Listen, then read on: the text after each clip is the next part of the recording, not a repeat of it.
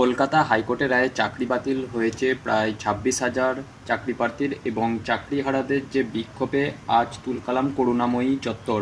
যোগ্য শিক্ষকদের চাকরি ফেরানোর দাবিতে বিক্ষোভ দেখানো হয় আজকে। সুবিচার চেয়ে পথে নেমেছিল চাকরিহারা শিক্ষকরা। এরপরই যোগ্য এবং অযোগ্য চাকরিহারাদের নিয়ে নতুন করে স্কুল সার্ভিস কমিশনের চেয়ারম্যান সিদ্ধান্ত মজুমদার এখানে জানালেন যে চাকরিহারাদের মধ্যে থেকে যোগ্য এবং অযোগ্য চিহ্নিত করা সম্ভব। অযোগ্যদের তালিকা দিয়েছিলেন এবং হাইকোর্টের বিশেষ ডিভিশন বেঞ্চের বিতর্কিতদের তালিকা সুপ্রিম কোর্টেও জমা দেওয়া হবে।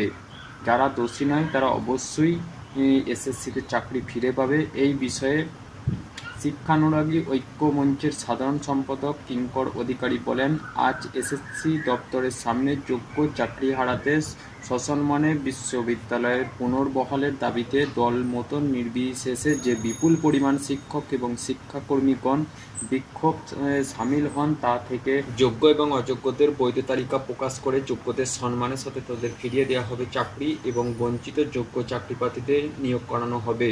না হলে পরিস্থিতি আরও ভয়ঙ্কর হয়ে উঠবে বলে দাবি করছেন সিদ্ধান্ত মজুমদার। আরও বলেন, আন্দোলনের চাপে একটু আগেই এসএসসির চেয়ারম্যান বলতে বাধ্য হলেন যে যোগ্য অযোগ্য বাছাই সম্ভব, তাই অবিলম্বে সুপ্রিম কোর্টে হলফনামা দিয়ে জানানো হবে এবং যোগ্যদের সম্মানের সমেত পুনর্বহাল তাদের চাকরি অর্থাৎ চাকরিতে যোগদানের ব্যবস্থাও করা হবে। রাস্তায় বসে যে সমস্ত ওএমআর-শিটের প্রতিলিপি নিয়ে বিক্ষোভ করছেন চাকরিহারাদের এক অংশ, তাদের যোগ্য অযোগ্য স্পষ্ট করুক এসএসসি, তাই 24 ঘন্টার মধ্যে তালিকা দিক, তাই সেই সমস্ত দাবি করা হয়েছে চাকরিহারাদের পক্ষ থেকে।